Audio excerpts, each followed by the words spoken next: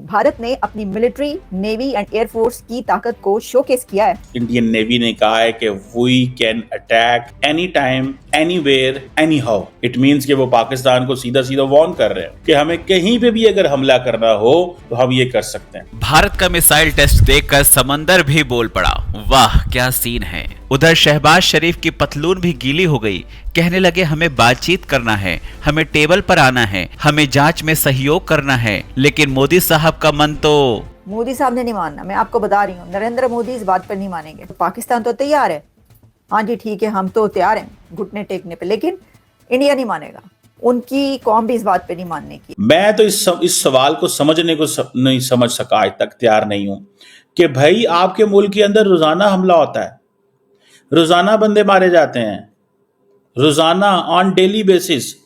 ये ना कहें कि डेली बेसिस पे यहां पे बंदे नहीं मारे जाते और किसी को कोई परवाह नहीं है। उधर एक हमला हुआ, उन्होंने दुनिया हिला के रख दी है, उन्होंने दुनिया हिला के रख दी है। वो अपनी एक्सरसाइजेस करते हैं, एयरफोर्स की कॉम्प्रिहेंसिव ऑपरेशनल ड्रिल्स करते हैं सेंट्रल सेक्टर के अंदर। वहीं से तो असल जहाज आने हैं जो जिन्होंने पाकिस्तान पे हमला करना है।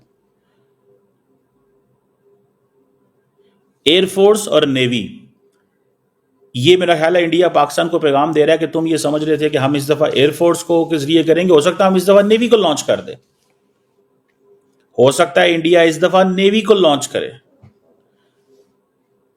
क्योंकि इंडिया समझता है कि उनकी जो नेवल कैपेबिलिटी है वो ज्यादा है, नेवल कैपेबिलिटी ज्यादा है। या इंडिया ये भी कह सकता है कि जनाब हमने ये महसूस किया कि जो दहशतगर्द थे वो फलां जगह से आए थे, गुजरात साइड से आए थे, या ये उनका रूट है, या ये मतलब दे कैन डू एनीथिंग, वो कुछ भी इस हवाले से कर सकते हैं ना,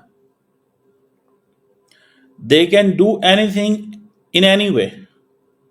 तो दैट इज वेयर जिसे कहते हैं ना, हमें वो समझना चाहिए। इस दफा नेवी भी इन्वॉल्व है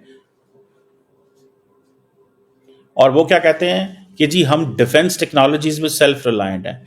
इट मींस कि वो कहते हैं कि अगर जंग शुरू हो जाती है तो we will not have to call Moscow और we will not have to call Paris that हमारा फलां एमुनेशन है और हमारा फलां नहीं है, क्योंकि वो कहते हैं under the Atmanirbhar Bharat we have sufficient capability. So ये जो वो जिसे कहते हैं ना, ये INS सूरत जो कि जिसके ऊपर गाइडेड मिसाइल जो लगे हुए हैं, पूरे का पूरा एक डिस्ट्रॉयर प्रोजेक्ट है।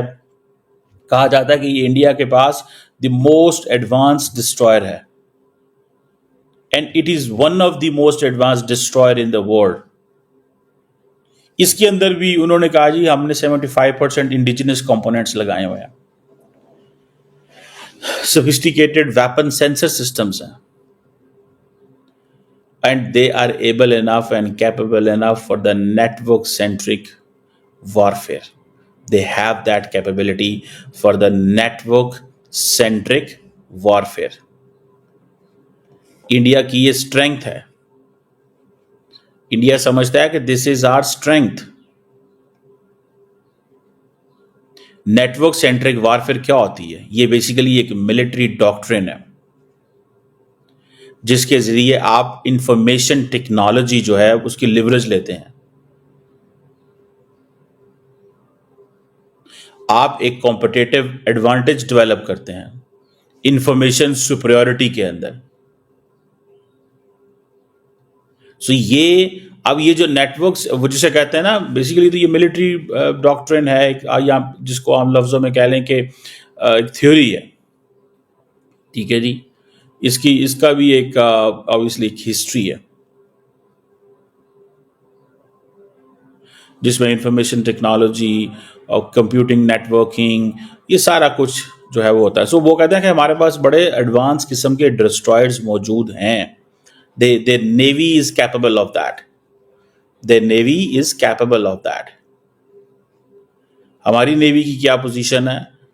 जारी बात है, हम हमारी नेवी जब दिखाएगी अपने एसेट्स पता चलेगा, लेकिन मुझे इतना पता है कि Pakistan navy is capable enough in a sense कि उनके पास बड़े स्ट्रॉन्ग किस्म के फ्रिगेट्स हैं, बड़े स्ट्रॉन्ग किस्म के शिप्स हैं, बड़ी स्ट्रॉन्ग किस्म की एमिनेशन है, क्योंकि पाकिस्तान ने चाइना से बहुत ज़्यादा ऑलरेडी एक एडवांस लेवल पे ये चीज़ें बनवाई हुई हैं और ख़रीदी हुई हैं, क्योंकि हमें पता था, इंडियंस ये अक्सर कहते थे कि पाकिस्तान के पास जो है चाइना से लिया हुआ काफ़ी ज़्यादा इक्विपमेंट पड़ा हुआ। सो हमें तो इस चीज़ को सोचना है कि अगर ये सिचुएशन डेवलप होती है तो हम तैयार हैं, या जैसे वो कहते हैं ना, अभी तैयारी करनी है या एस्टैब्लिश करना है, क्या करना है। There is so much in this. आपको पता है कि एट द मोमेंट जब हम बात कर रहे हैं, हमें इतनी ज़्यादा इंफॉर्मेशन फ्लो है, इतनी ज़्यादा सिचुएशन फ्लूड है, that nobody understand that what is going on eight the moment. किसी को समझ नहीं आ रही, क्योंकि इंडियंस ने एक तो इंफॉर्मेशन कंट्रोल की हुई है। इंफॉर्मेशन उन्होंने कंट्रोल की है इन अ सेंस बिकॉज उनको इस चीज़ का पता है। रिमेंबर वन थिंग, उनको इस चीज़ का पता है कि भाई साहब इंफॉर्मेशन ही सारा कुछ। और पाकिस्तान की जो खामोशी है, इस खामोशी का मतलब ये है कि सिर्फ वॉच वॉच वॉच।